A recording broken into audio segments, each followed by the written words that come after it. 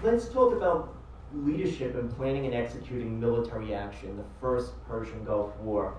How does a leader stay so focused when there's multiple strategic demands on the chairman of the Joint Chiefs of Staff, from President Bush Sr. to military field commanders, and most importantly, the nation's citizens? By the time you become chairman of the Joint Chiefs of Staff, you've been through a lot of experiences. You've been in the military for over 30 years. You've probably been in combat. And so it's not like you're a rookie walking into something. You've got experience with the people that will be executing the operation. And in my case, having been a national security advisor to President Reagan and Vice President Bush, now President Bush, was in the White House with me when I was national security advisor. My office was right next to his. So I knew the politics of the administration. I knew the commanders that I would be supervising. I got along well with the other members of the Joint Chiefs of Staff. And I consider myself a pretty good soldier. I think I'm one hell of a good infantry officer. I've mastered all the courses they've ever sent me to, so I know my profession. And I knew it had to be done. I knew how to go about it. But I was also blessed with great political leaders. At that time, Dick Cheney was my boss's secretary, and Bush 41 at that time, was one of the most experienced presidents you've ever had with respect to national security, Congress, the whole 9 yards. And he gave us a clear objective, and the objective was to have a limited war for a limited purpose, and that purpose was to kick the Iraqi army out of Kuwait after the invasion.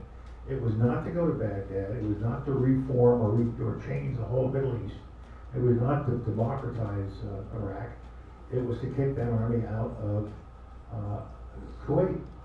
And that kind of mission was clear to me and clear to General Schwarzkopf, and that's what we did. And we did it with a huge force, a force so large that when I asked to double it to that size, there were gasps in the room. But President Bush asked me if I really thought it was needed. I told him that General Schwarzkopf and I had looked over this very carefully, and I said, Mr. President, if you will let us do this, I can guarantee the result. It's mathematical. We know how they're deployed, we know what they can do and what they can't do. We're going to kick them out. I'm guaranteeing it. And he doubled it, and we did that. And we didn't go any further. One of the interesting parts of my life after that was that it went so well that people said, well, why didn't you go to Baghdad? No, you bunch of sillies. You should have just marched on to Baghdad. These are the same guys who were swearing we were going to lose 10,000 troops if we started this war in the first place. And President Bush never blinked. He said, no, we had a limited mission, we accomplished it, and I brought the troops home. And we had very low losses. We lost a couple of hundred soldiers, each one a treasure, but it was not like losing thousands of them as people suspected. And so I've tried to follow that in my whole life, not just in military things. Figure out what it is you're trying to achieve, and when you've got it sorted out, then apply, the word I prefer is decisive force rather than overwhelming. Put in what you need to get it done. I talk to corporate audiences about that. Once you have decided you need a new product line, then make sure you design it, and then put all your marketing and advertising and production and research and development into that, and do it decisively. Or another word we use in the military that wouldn't work that well in the corporate world is execute violently.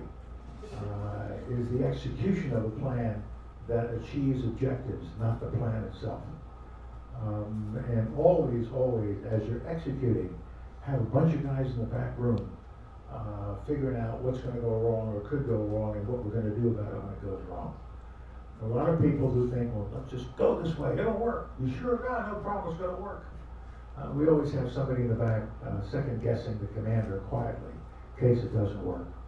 There's an old military expression that goes something like this: even the greatest of all strategists must occasionally take into account the presence of an enemy. There's another guy out there thinking just like you're thinking, and you got to make sure that you outthink him. When I was a corps commander in Germany, I had 70,000 troops on the Iron Curtain border. And across from me was a Russian army. It was the Russian 8th Guards Army. And I had a picture of the Russian general who was my opponent if war ever came.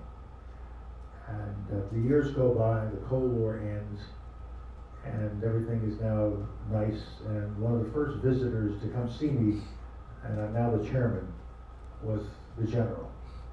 And so he walks into my office, and I knew he was coming, and he knew he was going to see me. And we kind of smiled at each other, and I shook his hand and made my greetings. And I said, you know, I had your picture on my desk, and I used to use it all the time. Rather than briefings and slide presentations, I would tell congressmen who were visiting, you want to know why I'm here with all these troops in Germany? Because of him! He's our enemy!